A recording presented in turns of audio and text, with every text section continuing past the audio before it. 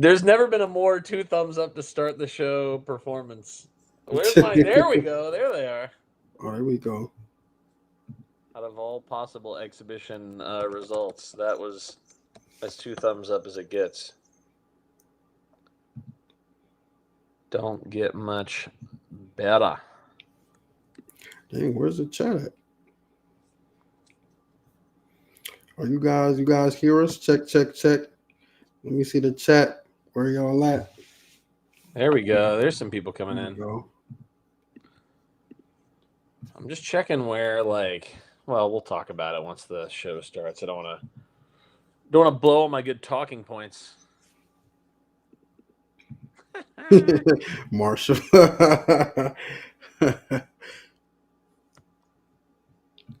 we go. There we go. Yeah, man. All right. Hey, hey. No words. Hey, man, I feel y'all. I feel y'all. Like, I don't think this might be the one stream maybe we haven't had. We won't be saying anything negative whatsoever. Oh man, appreciate y'all. We'll wait for people to log on YouTube. I know we scheduled this a little bit late, but happens. I mean,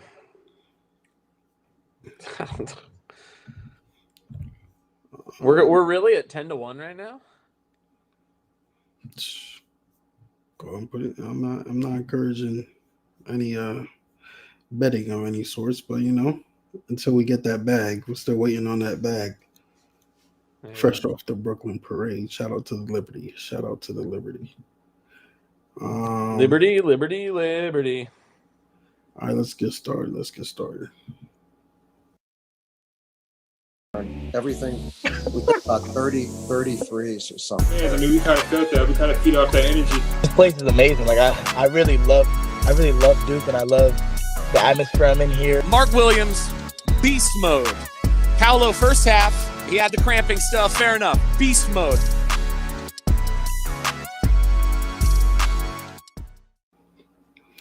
Come on, Molly Watch Beast Mode. Con Canipo Beast Mode. Oh man, we're back. The Crazy Cast. Final tune up before the season. The season is around the corner. My goodness, man. I mean, I was expecting a good performance, but like it doesn't get better than that. I mean, I can't really envision a better performance. A final score of what was it, 103-47. Duke it was a lot. It was a lot to a little. Oh my goodness, Duke wins by 56 points. My goodness. I'm sorry they had to do it to Bobby Hurley. Love you, man. Great, Duke, great, but man, there was no mercy tonight. Good, Russ. How you feeling, man? Dude, I'm feeling good. Looking at these KenPom projections for the season, I just wanted to like contextualize like how good is it? Like we knew Arizona State's like not good, right? Like regardless of this performance, like they're just like not. But they have two pros, two future pros. Well, yeah, but like today, their ability to like, who's the other one outside of the 17-year-old? Who's the other one? Jaden's, I can't pronounce his name. Let me go to the box score. No, but he's the 17-year-old. Who's the other one? Jaden Sanan. Joseph Sanan. Yeah, he's a 5-star prospect. Did he play? Played 25 minutes. Well, you didn't notice. but he's a freshman, presumably, right? Like, yeah. So you're saying these are like eventual pro caliber prospects, not like if the. Well, I mean, if Jaden Quayton could go in the draft this year, he'd be a first-round pick. He'd be a lotto pick. Yeah, but that's one, and he's not a guy who can like really create his own shot either, like that, right? No, like so. I mean, so KenPom has them at 71st. Okay, for context, right? Because I'm all about the context. Notre Dame's at 69th. Okay, we're playing them at home, Notre Dame, and KenPom has us beating Notre Dame at home by 14. Okay, so like Ken Pom would have had us at like a 14, 15 point favorite today. Like that, just to give you like a bit of context as to like what's going on. I saw some people, being like a little whiny about the fact that we were like up 16 at the half or whatever. That's still really good. Like being up 16 at the half against a high major team. I don't care what team it is. Like that's really, really good. That's on pace to win by like 30, and then we obviously won by much, much more than that. What is there to say, man? Like, do you have anything? Do you have anything to add of analytical value other than just to quote the great JB Smoove, "We got in that ass, Larry. We got in that ass, Larry."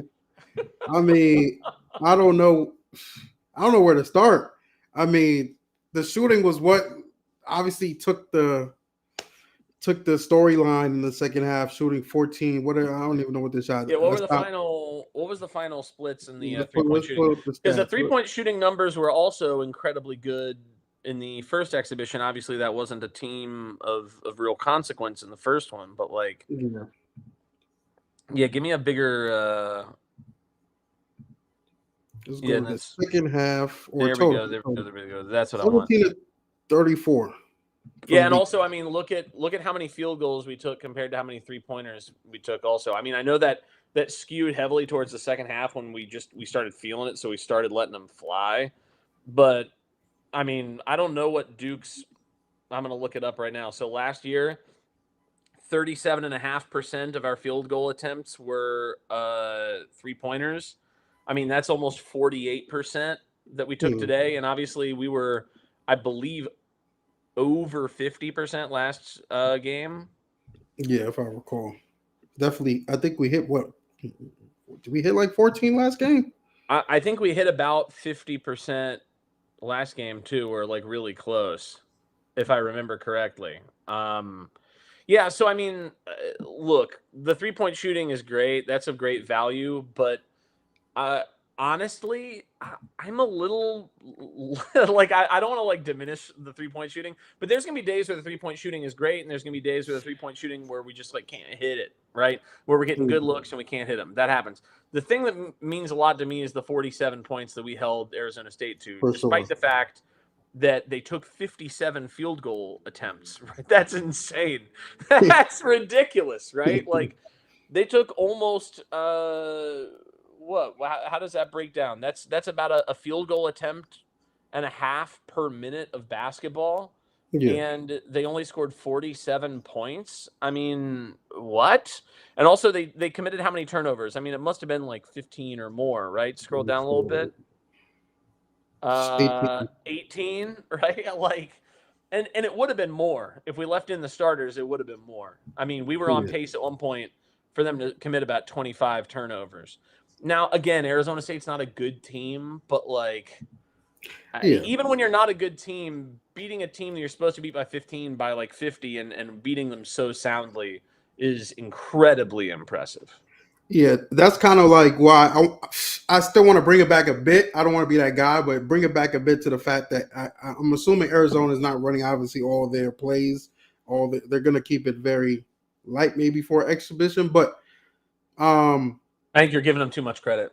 Yeah, I might be giving them too much credit on that one. Yeah, because I mean, why wouldn't they didn't want this to happen? They would have started doing something. They didn't want this to happen. Yeah, I don't think that it's not something they wanted to happen, but I don't think obviously this is going to be even them maybe in a month. But that's also the same case for us, where I don't feel like we are fully cohesive. The defense looked otherworldly today. I mean, we talked about it with Shire that this has the potential to be the best defensive team he has seen while being at Duke as a coach.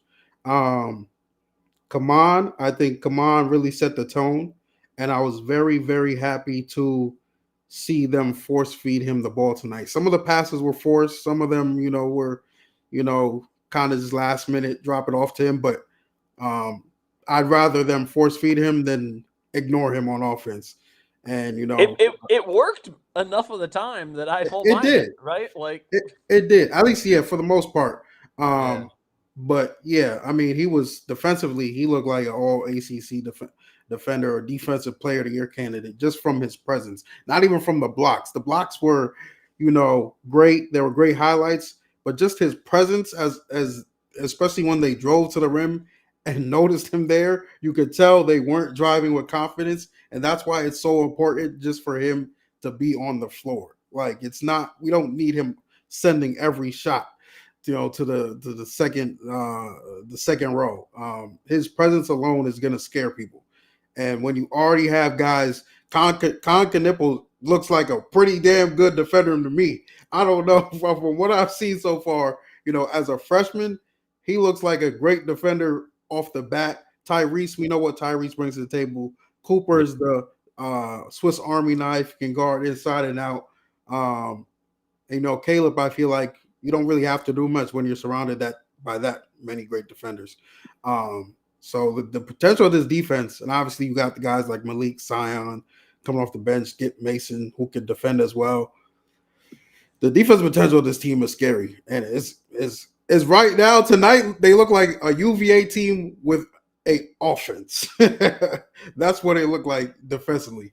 I mean, they look better than that because those UVA teams, their whole thing was like, let's slow the game down. Let's go slow. Like we held them to this, even though they were shooting the ball a bunch. I mean, if they took 57 field goals and they committed 18 turnovers, and only 6 offensive rebounds, I can do a little bit of math there, but that's at least a 70 possession game, and they scored 47.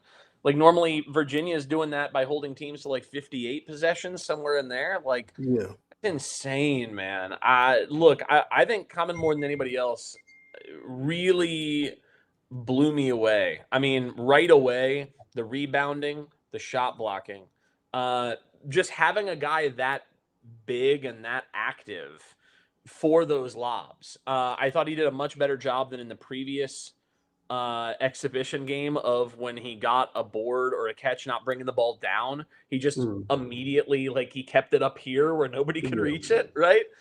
Immediately, that makes a huge difference, enormous difference. Khan's shooting, he's such a game breaker, with that.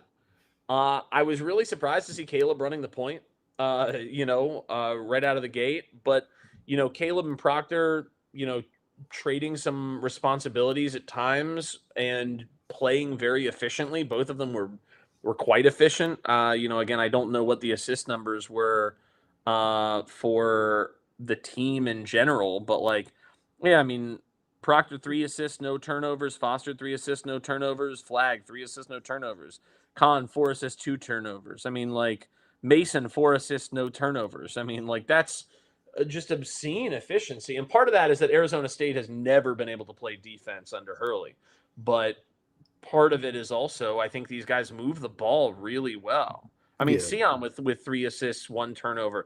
His 3-point shooting, I know I tweeted this, but, with the way he can defend, and his physicality, just his frame, if he makes 3-pointers like that, he's getting drafted. Somebody will draft him in the second. There's no way it doesn't happen. If you have that frame and you can pass the ball and you can shoot the ball and you can defend, that's everything you want in a pro. Mason was really impressive today, I thought. And I mentioned after the last exhibition, I thought that, it wasn't showing up in the box score, but his physicality just makes a difference. He's very sort of barrel chested, right? He's just a big dude you can't get through, and he's very active out there. People were panicked about Tyrese because he missed a shot early and committed, oh my God, he was fine tonight. No, that wasn't even panic. That was a Kentucky fan that was tweeting that, or Arkansas fan, I guess. There's Duke fans that panic the second he does anything less than brilliant, at any point. But he was obviously totally a value player tonight. Foster, what can you say? If he plays like that all year, then Duke's in very, very good shape. And the one person that I haven't even brought up yet is Cooper, but I don't think Cooper's gonna play 3 for 9 most games this year. You I know, agree. I think he knew he forced a couple of mid-rangers, which I think he's going to do. I think freshmen who are super talented, they know that, you know, late in a shot clock, they're going to fire it up and sometimes it'll go in, right? I mean, we saw Paolo do that. We saw Tatum do that. We've seen a lot of guys do that. And it works out in the long run. I don't think he's a guy who's going to shoot 18 times and shoot the air out of the ball. He's going to be an efficient player on the whole this season. Yeah. And obviously defensively, him and Malawach, I mean, you saw they couldn't get to the rim at all. They like other than Quaintance like got like a few like where there was the one where he sort of spun through two players and the announcers made a big deal out of it, but really it was just that like Darren Harris didn't like close, you know, and again, freshman defenders, that'll happen sometimes with our bench unit with some of the freshman And guys. It's fine. Quentin's a very good player too, so he's going to make some of those. And he's a really good player. He's more than anything, he's a really active player and a strong player. So I mean, that's going to work out really well in their favor, assuming that they have him for more than one season, which I kind of doubt. Yeah, Harris shot the ball well. I mean, Evans had at least one drive that I thought was really impressive. Obviously, my boy Spencer Hubbard got a shot up. You know, like. Yeah.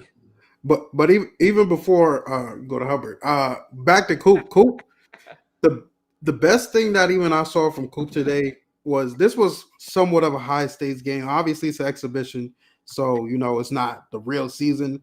But you could tell that he saw a D1 team, a Big 12 team, and he said, "Okay, lights are on. I'm going to be aggressive." His first couple possessions, he tried to catch a body. And that alone, you know, we didn't really see that last game, maybe in terms of like driving in the half court. But this game, he seemed like he wanted to, you know, he was searching for blood early.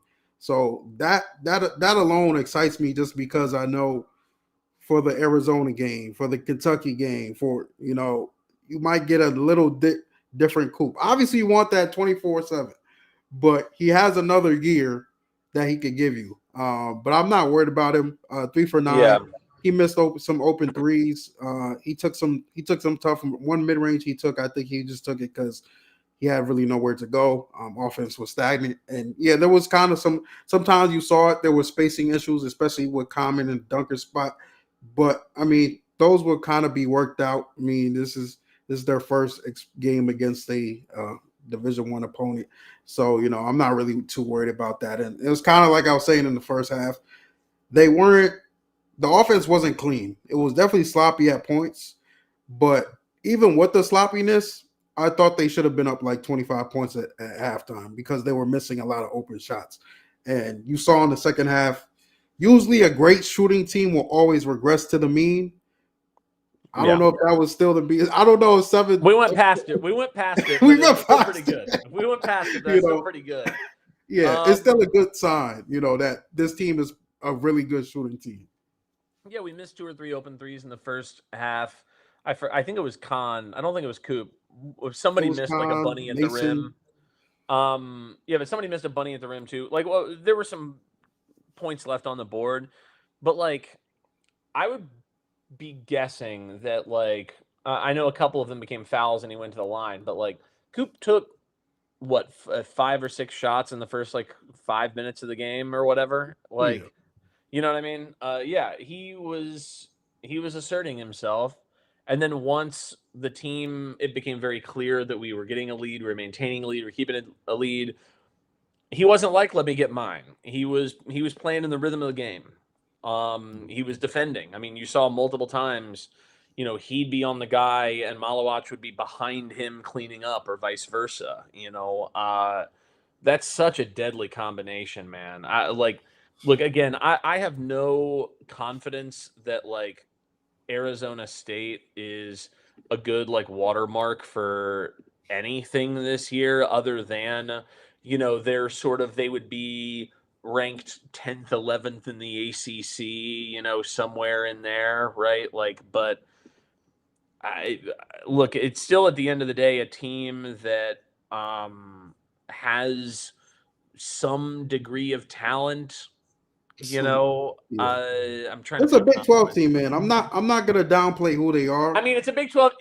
It's a Pac-12 team that's playing in the Big 12 Hey, it's a this Big year. 12 You know, team like now, bro. it I'm is a Big taking it. 12 team now. They might finish like in the bottom 3 of the Big 12, and the Big 12 is going to be worse this year because the bottom is going to be lower. But I agree that it's a high major team.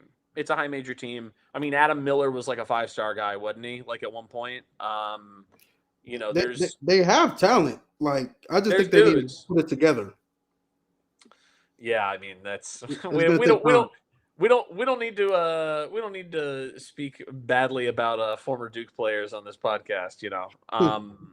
But like I think that at the end of the day, Arizona State is like, but if we can do that to teams like that, then that means a lot. I mean, that means a huge amount. I mean, if we would have been favored by 14, 15 at home, that means on the road against a team like that, we'd be favored by like 8.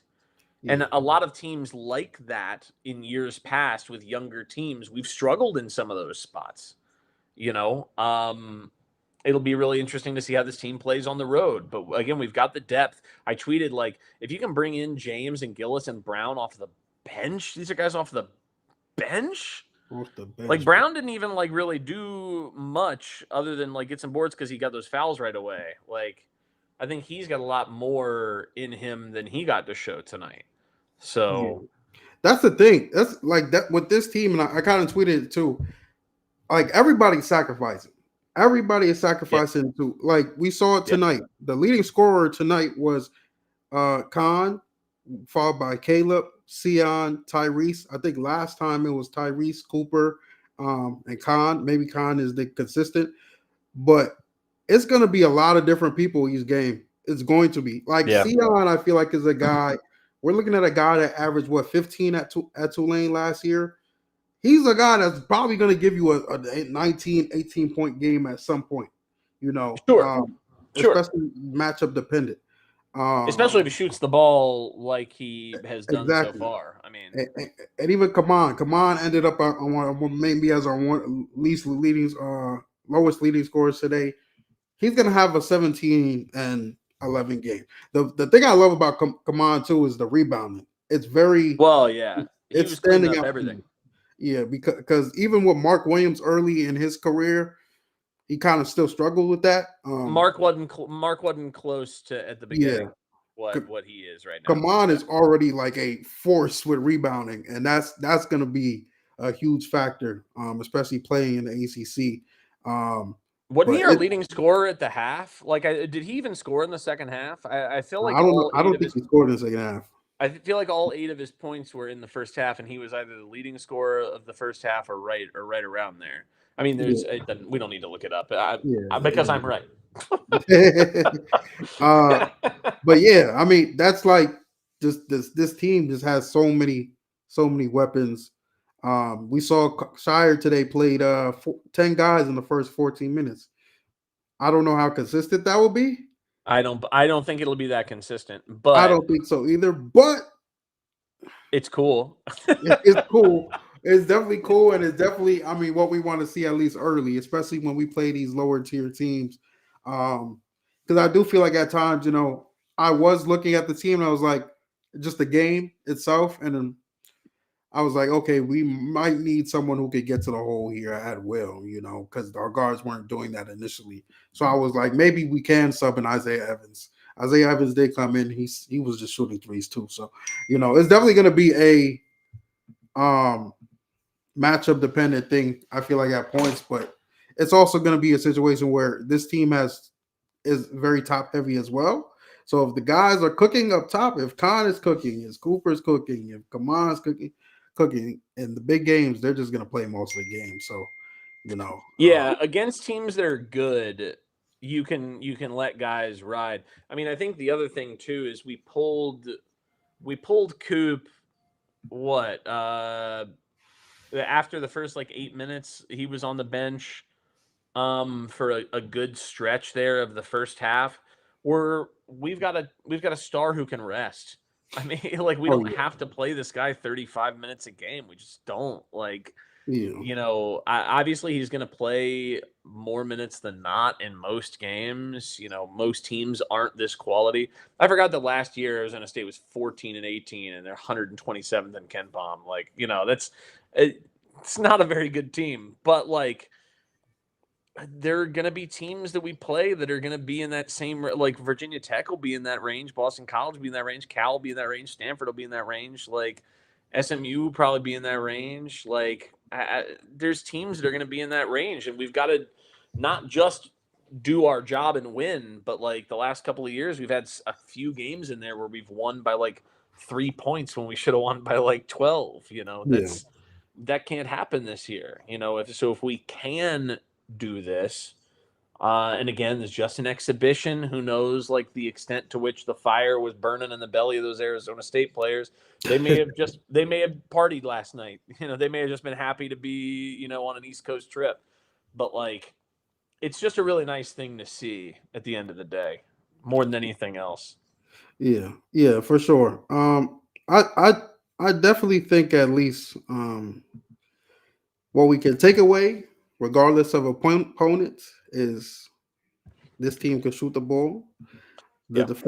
the defense is there. They're definitely I tweeted it, I think, after the first 5 minutes of last exhibition. This is a very good passing team. They're very unselfish. And those are kind of just all you put that all up into the pot and stir it up. It's just the makings of a special team. So, you know, we got Maine next week, next Monday.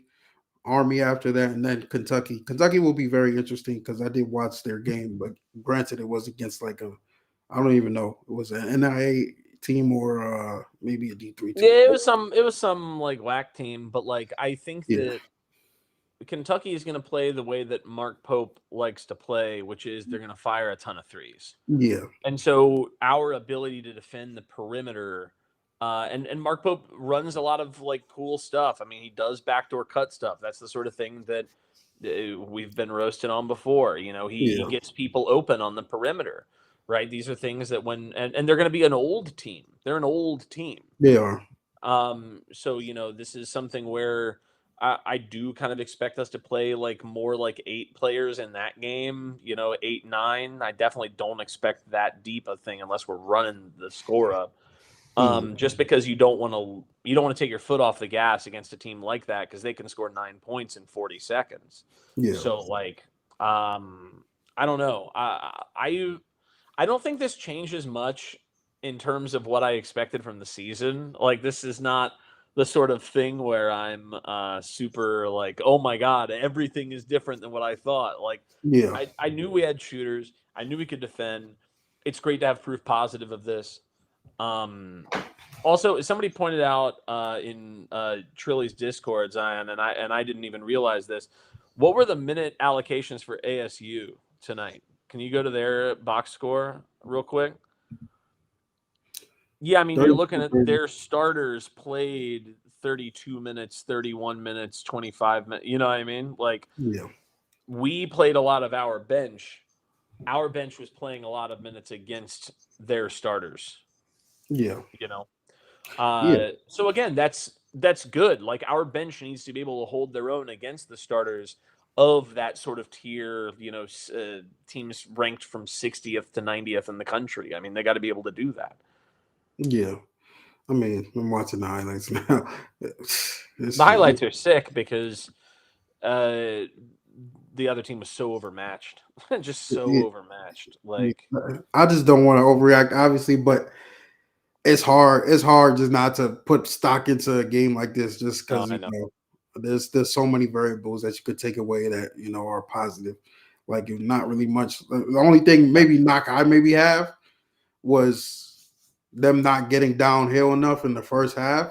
I think Shire actually said, I think said that on the post game, that Shire told them to get to the basket more in the second half. I mean, they ended up shooting the lights out from 3 regardless, so it didn't matter. But that was my one maybe like, okay, against a better defensive team, are we going to be able to get downhill, or are guards going to be able to play through contact? That's just like, but you know, I think we have the talent to do that. I think there's a real world in people are gonna be so mad that I'm about to say this, but whatever. I think there's a real world in which, this Arizona State team is like worse than some of the teams you're playing out of conference, like your Wofford and your Seattle. I do feel like you. I don't I know. don't think I'm hating by saying that. I think that's completely realistic. I don't know because they're definitely they're not an old roster. Like these guys haven't been playing a lot of their guys, whether it's the transfers or the freshmen. These guys are new to the program, so I wouldn't base it off of past, their last season. Yeah, but by the time they start playing decently together, they're gonna be playing in the Big 12, dude. You know what I mean? Like they're not like what's their catch up For sure. I'm not saying yeah. oh, this is gonna be a for sure surefire tournament team.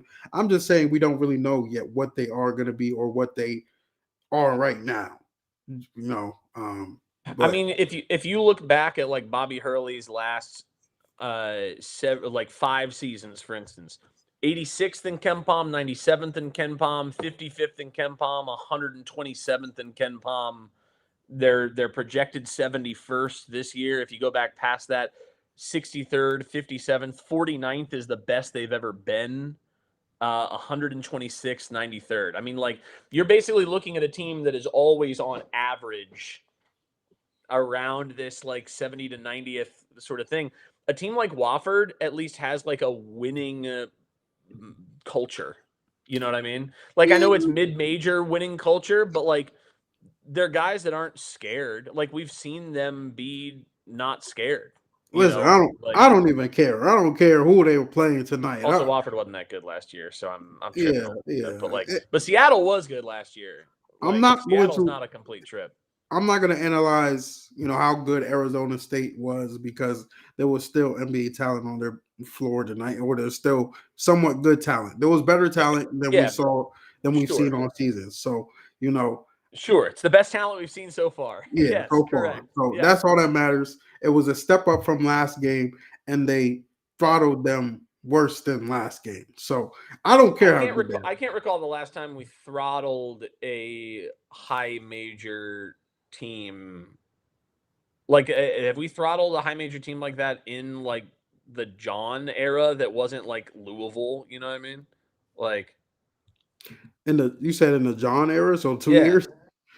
Yeah, but I think that's a meaningful like thing. Is this the sort of thing that we've seen? Have we seen a John coach team beat the brakes off a high major team that wasn't Louisville? Right? I mean, sure, there was the game at Georgia Tech 2 years ago. Oh yeah, they won by like 50.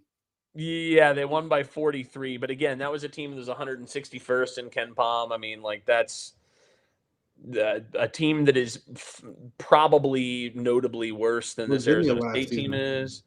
And then we didn't really beat anybody last year Virginia. to the extent. Virginia? That's what Brandon said. Virginia last season. But we beat them by 25. I mean, I guess that's something. I mean, but that's not like a full-blown like considering the pace that Virginia plays at and how they try to limit possessions. It was 63 possessions. That was fast for Virginia, but the point being that's just not something that we've done a lot since John took over yet. John's still a young coach. We've had sort of youngish teams. It's very promising to see that this team, which is also still young. I mean, the starting lineup is 3 freshmen, 2 sophomores. I mean, that's still a young team. Or wait, junior. Proctor's a junior, but the age of a sophomore. Yeah, I mean, it's very exciting. I was watching very, very excited the whole time. Yeah. I mean, I'm not really worried about the experience factor or just things in general, just because I feel like we have enough veteran leadership off the bench if, things go astray or the freshmen look like a deer and caught in the headlights. But I'm just really excited to get started next Monday because at this point I think we've seen enough. We've seen enough highlights. We've seen enough Cooper Flag USA highlights, Common Malu highlights. Now into the practice highlights. Now to the exhibitions. Man, let's get the real thing started because we've seen enough. We've seen enough. I think we should all be excited as Duke fans to watch these guys play. Yeah, that November 12th to December 4th, where we play Kentucky, Arizona, Kansas, Auburn, Seattle, which again almost won their conference last year. They were right up at the top. They didn't almost win, but if it wasn't for Grand Canyon, who's insane, and then Wofford, who while they weren't good last year, like traditionally they're a good program. I mean, like none of these teams right now on Ken Palm are worse than 120th.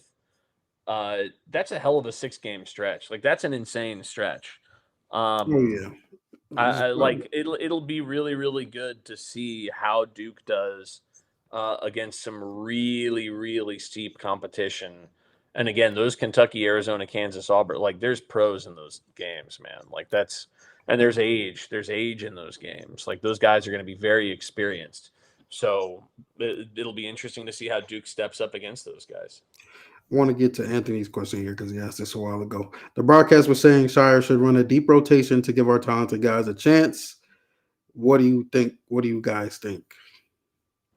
Yeah, if assuming that the defense is okay, because I think that the starters plus James Gillis and Brown, that 8 is a really, really steep defensive core. I mean, like there's not a weak link in there. That's an outstanding core. And I think you saw, look, I want to play Harris. I want to play Evans. I think they're both really, really talented. We need them for the future. The only way for them to get better is for them to play. We saw Harris today, a couple of possessions, maybe like suboptimal on the defensive end. Again, he's a freshman. We expect it. It's totally fine. Evans, same deal. But like in terms of when we're playing your Arizonas, your Kansases, your Auburns, I just don't expect us to play a deep rotation in the sense that we're playing a lot of minutes for a deep rotation. Like maybe guys like Harrison Evans will get like a couple minutes in there, and then they'll play a lot more against your Woffords, your Seattles, your Boston Colleges, your whatever, right? Like I do want to see a deep rotation in that sense.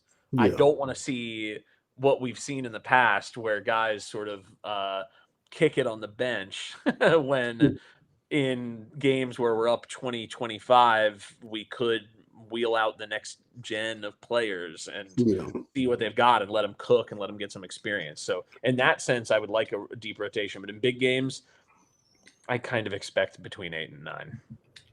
Yeah.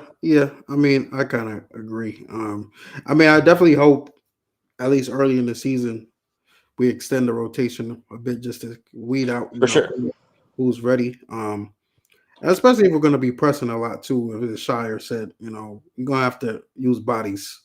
But have we pressed like at all? Like we maybe like a we did in the first exhibition.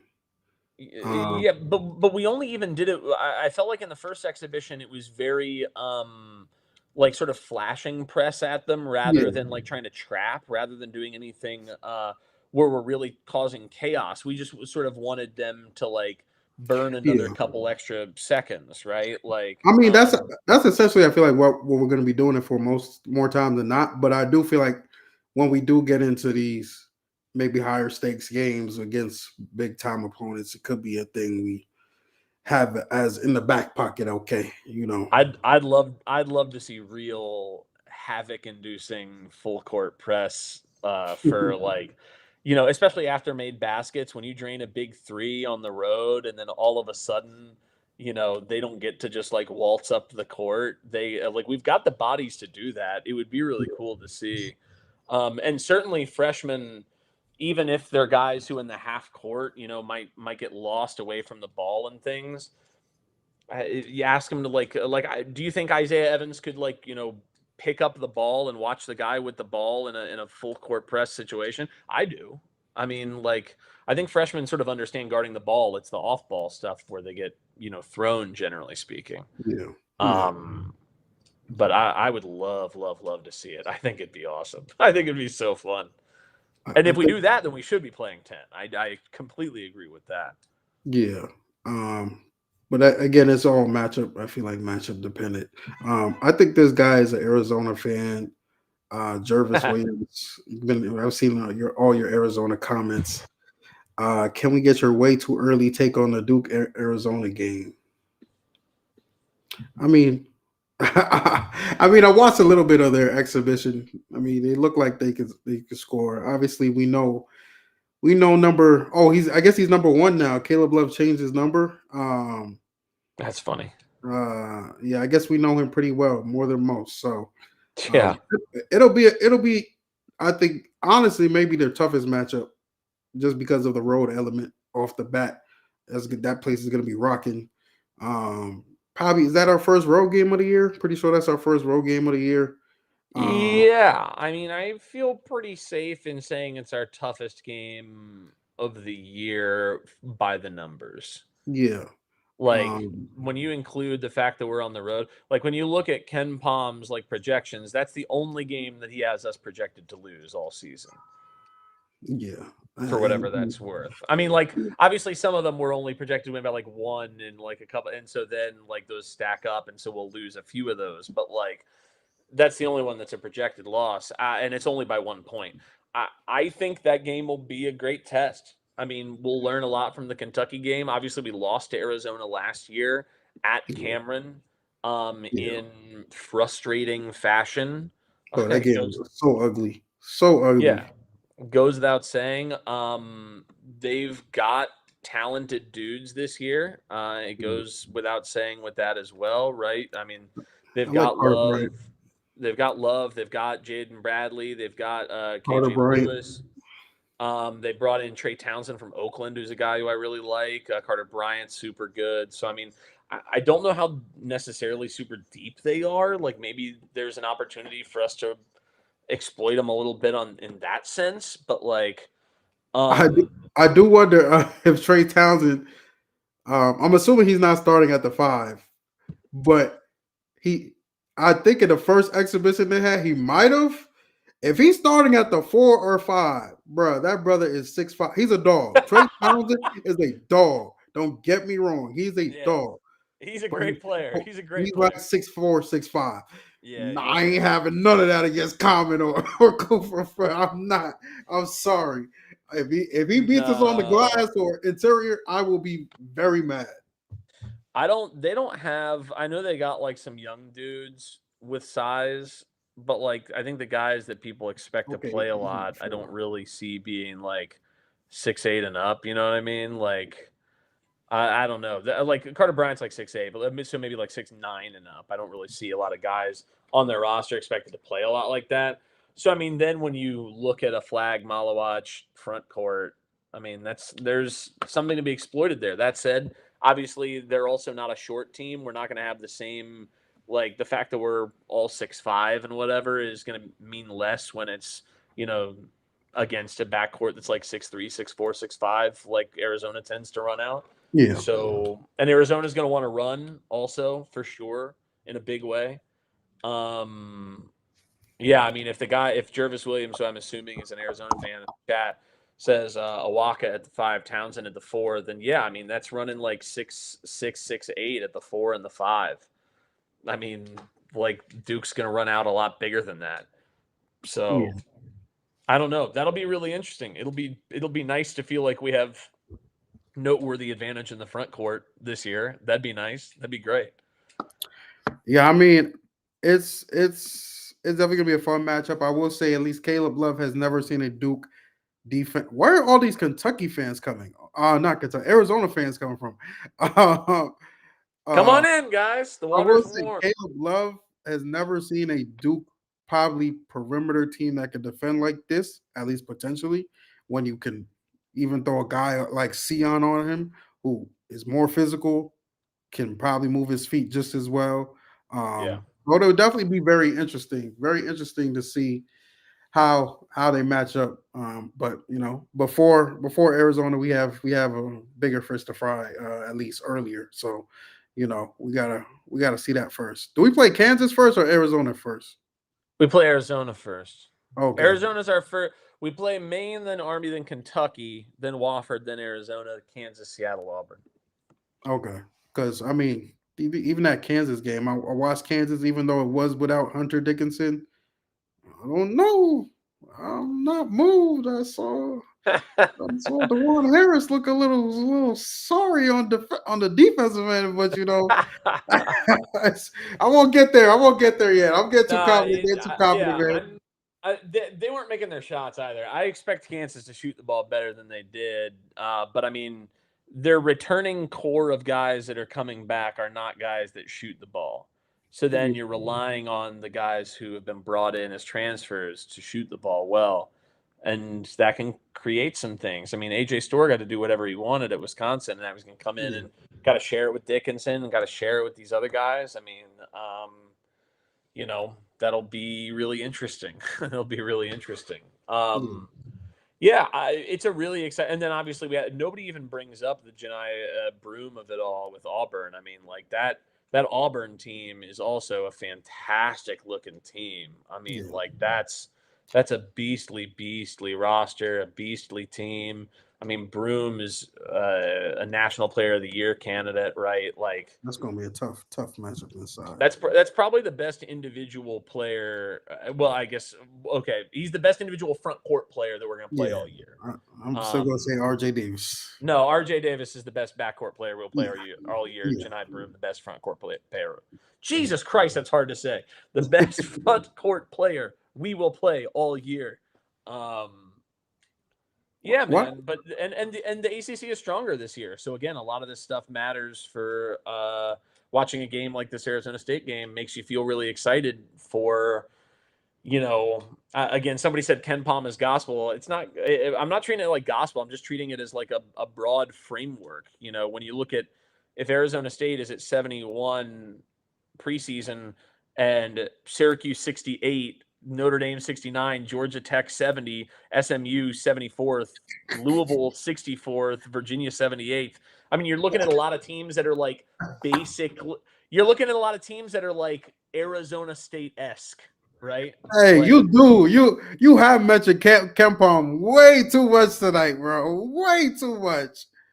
Well, that's because nobody knows how good Arizona State is, and not even that KenPom is going to be right at the end of the season, but it gives you a range of possible outcomes as compared to the rest of the ACC, which I think is valuable. It's fair, and I don't want to fully discredit KenPom. You already know I'm not a really KenPom truther, but it's even harder when there hasn't been any real games to for sure. So. Yeah, and he'd be the first one to say that. I think he frequently says it's just this is what his computer says. But again, it's just a range of expected outcomes at this point. That's all it is. And so if you treat it like, they're definitely the 71st best team, then you're a clown. But if you look at it and you go, it's ranked 71st now, so that means they're probably going to finish somewhere, plus or minus, X amount from there.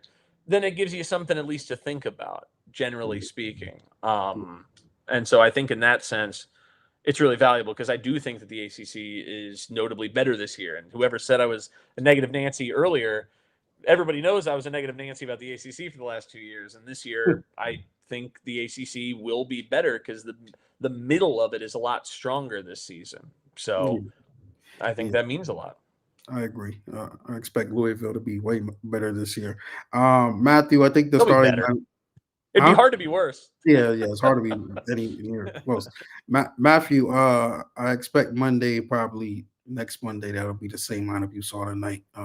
Yes. Yeah. And Caden Lewis, I don't know why he was brought up here. He's not going to Duke. He's going to Kentucky. Good for him. Doesn't have anything to do with us. Was that announced yet? He's announcing next week, I think. But I think it's very obvious. It's been obvious for a while. I didn't know if I didn't know if there was something that I was missing in the news circuit. Oh yeah, I mean, the Kentucky fans will run with, they beat out Duke and UConn for recruiting, but that's not the case at all. But we don't got to get into that because. We don't care. And Duke will have, knock on wood, some good recruiting news. Oh yeah, Anyway. More is on the way for Duke. We're not worried about that recruiting class is going to end up number 1 again. So, not really something we have to worry about. Dude, we didn't even get to talk about the Boozers and then the kid from Harvard Westlake, dude. What? Oh, yeah. What Kamenia. an insane run. I can't wrap my mind around like I know that the popular oh God, everyone's gonna be mad at me for saying this. The popular school of thought is that like, oh, it's Carlos Boozer's kids. Yeah, They were a lock to Duke for forever. right. And anybody who's saying otherwise, just like, oh, It's they're stupid. dude, like it was not the case. Cooper Flag was always a lock to Duke. Yep. That was the one that I never at any point was like, nah, dude, it's not happening. I always knew that was happening, even when people were trying to be like, oh, but maybe it could be good and interesting. Nah, dude, he was a Duke guy. It was not always clear that the Boozers were going to be Duke guys, man. And so it's very, very cool that they are. And then for the kid from Harvard Westlake, what's his last name? I don't remember what his last name is. You'd have to look it up. It's I don't Kamenia. remember. Kamenia. Kamenia? Is Yeah. that how you say it? I didn't want to be the first person to try to pronounce it. Kamenia. Yeah. Yeah. Truthfully, dude, I didn't think he was coming to Duke at all. So I didn't Nobody bother to knows. learn how to say his last name. Yeah. But I mean, then yeah, now I'm so stoked, and especially because I'm gonna get to go watch some of his games this year. They don't play too far from me, so that's exciting as hell. yeah. But I like yeah, I like Nick a lot.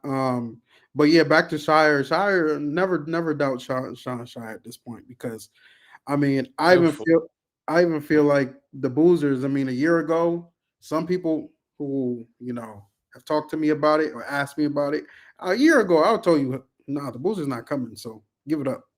Like I agree. it was not a situation where this was a Duke lock. It was not a situation where Duke was the heavy favorite the whole way. Like this was actually like something I was like, yo, man, we're gonna miss out on the Boozers. We're gonna have to pivot. And it would have sucked. It would have sucked. Yeah. Especially after Flag reclass. I was like, oh man, that's gonna stink if we're still not gonna get it. But hey man, John Shire and the staff, they get what they want. Right. At this point, for real, man.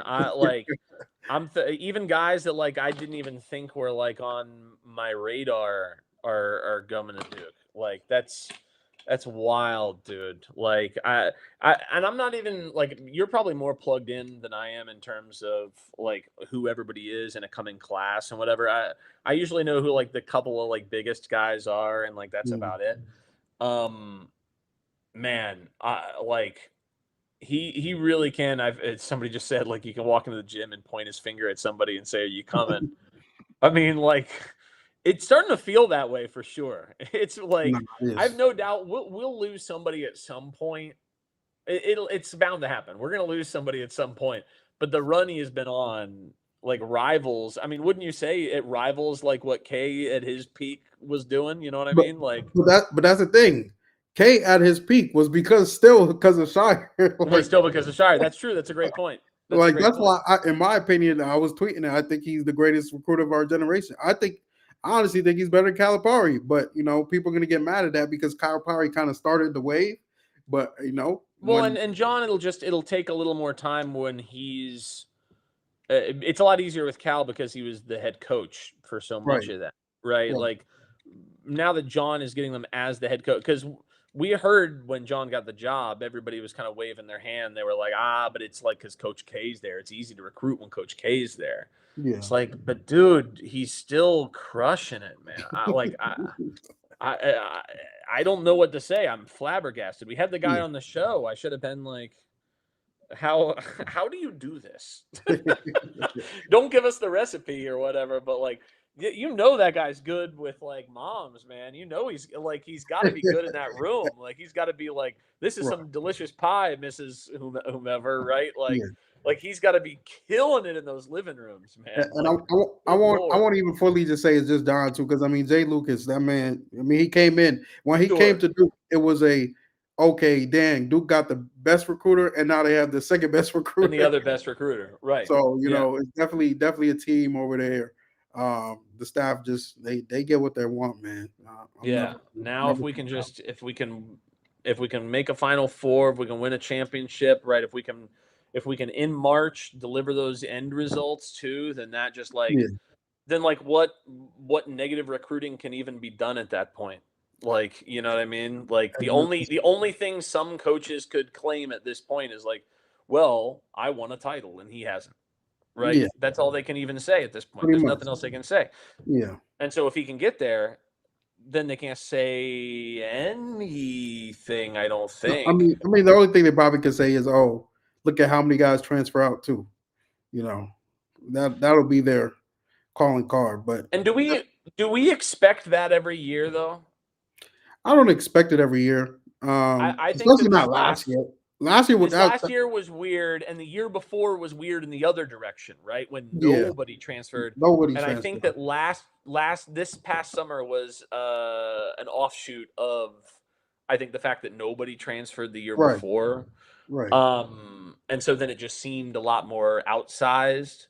Mm. But I don't really see going forward. I mean, as long as they don't like mess around and don't play dudes, I mean, like there really shouldn't be more than like a guy or two every year because Yeah. like Which is why I'm also interested how Shire treats this next class, because I agree. he did tell us, or maybe he said on another pod, that he wanted to shorten his classes.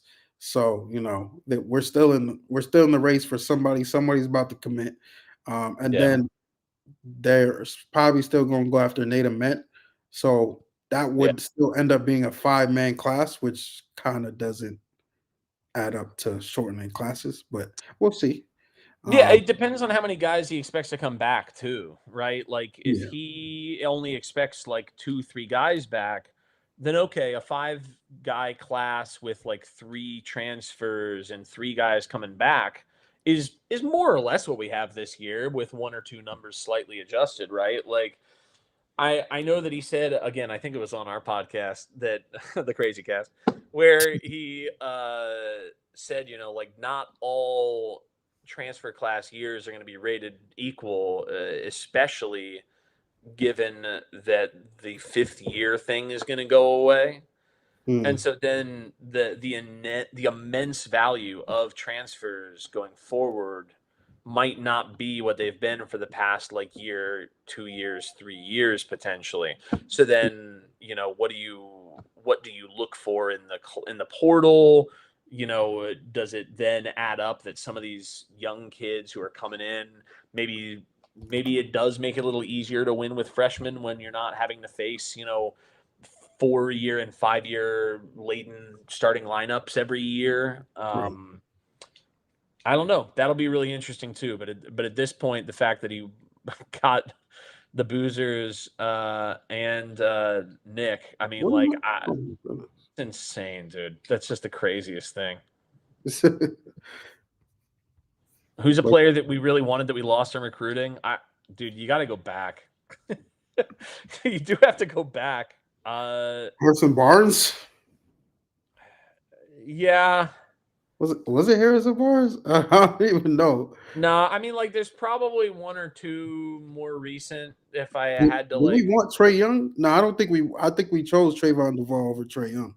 We did. And I don't regret that choice. I know it didn't like pan out. I know it didn't like pan out exactly how he wanted. Although, hey, dude, he balled out in that last game, though. He did ball out, but that was a little struggle the whole year, bro. I don't know. I'll take Trey Young.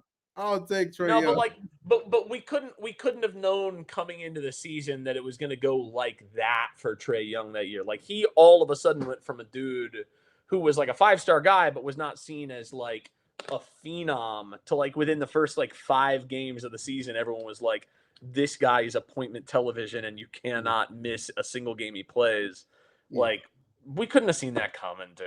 Like, I don't know. And also he was 5'11". He's so tiny. The defense is real bad.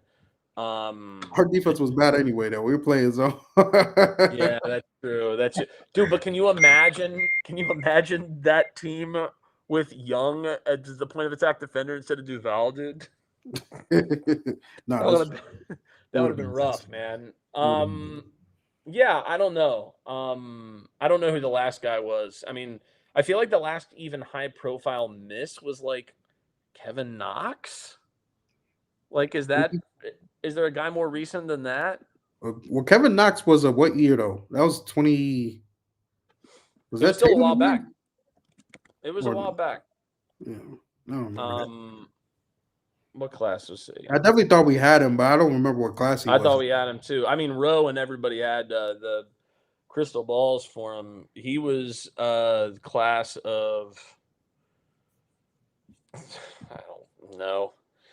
He played, so he was in the 2018 NBA draft, so the class of 2017. So that would have been the same class that we're talking about. He would have played for Duke in 2017, 2018. Oh, okay. I mean, sure, but Kessler, but wasn't Kessler also lined up against another like 5-star that we had who's super awesome that we really were happy with? Like, what year I was don't, Kessler too? I don't remember. These years I don't get know. I like this game. I'm not gonna lie. This is with COVID, it just messed up. I think Kessler was maybe 2020, the year after Baycott. So was that the COVID year? He would have played the same. He would have played the same year as No, Jalen dude. I think he enrolled the Mark Williams. That was a yeah, COVID he would year. have been it would have been him or Mark, right? We made the right decision. That's not a miss. Yeah, that's what I'm saying. Like, why? And also, we had Jalen Johnson, we had Matt Hurt. Like, Yeah, we didn't need. we Walker. had like a bunch of dudes where it's like, where would he have played? Like, if he was mad that he didn't play at UNC, and UNC should have played him, but like, if they're mad that he didn't play there, then like. Ben Simmons is an interesting. Now somebody brought up Edgecombe. That's not bad. That's Okay, like that's a pretty Edgecombe, good one. yeah. That's a pretty good one. He's real. He's a But good one. I do think by the end of the year, it won't matter.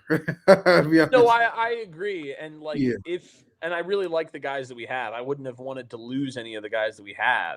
But like if we could have added Edgecombe, that would have been so sick. That would have been silly, dude. Ben Simmons is interesting though, because I do think with Ben Simmons on that team, especially LSU Ben Simmons, I already know the Ben Simmons now. We don't gotta talk about that or even people forget that Ben Simmons LSU different beast. Different beast, bro. Him and Ingram together. Yeah, but like also I feel like Ben Simmons at LSU, now a lot of it might have been just because he was playing at LSU. He wasn't the same defender that he was even as a Philadelphia 76er. Like when he was and I know that sometimes you see these guys who are going to be number one like picks and they know they are, so they're just like not going to dive for the balls like that. They're making business decisions out there. But like it was not like apparent that he was a stone cold lock to be an all NBA type defender from his one season at LSU. Yeah. I would But say again, that had a lot to do with LSU, right? And less him, as we saw later. Right. But people say he did quit at LSU. And then I do feel like just him in that role at LSU, he was quote unquote point guard. And I don't remember how he defended. I'm assuming he probably guarded bigs more than anything at his size. But I do think if he went to a school like Duke, he would have been probably used better. And obviously the effort would have been much better. Much better. Well, he would have had a better coach. He would have been in competitive games.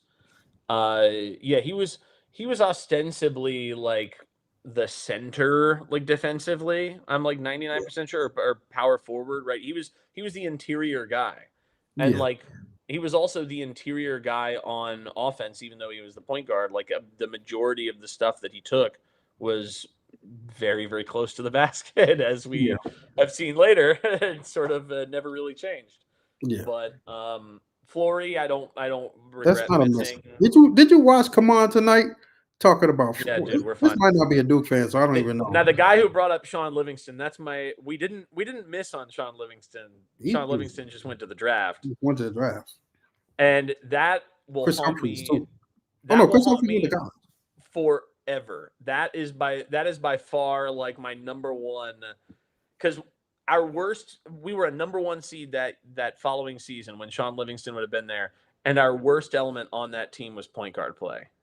Like, notably. So if we had him and added him to like what we had there, then JJ Redick is not just a Laker coach. He's also a guy with a NCAA playing as a championship as a player. You know what I mean? Like, Yeah, man. Yeah. But yeah. Anyway. Enough of this game. Enough of this game. It's a fun game because Yeah. there aren't that many guys. But yeah, regardless, props to John, man. Unreal streak that he's on that will continue. Great job, John.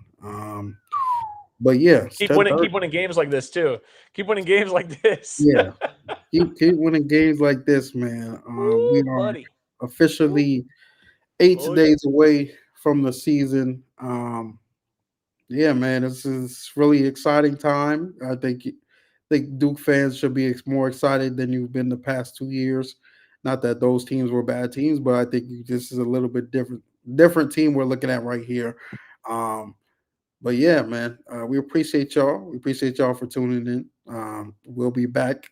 I think first game of the season, post game, or if we get Quinn. I remember Quinn said he is going to come on. So if we get Quinn before that, we'll do something with Quinn during the week, Quinn Cook, or we'll try to bring him on after one of these games, the big games, against Kentucky or Arizona, whatever. But yeah, man, appreciate y'all for tuning in. We'll be back, and we appreciate y'all. Keep on saying appreciate y'all. I don't know what else to say, but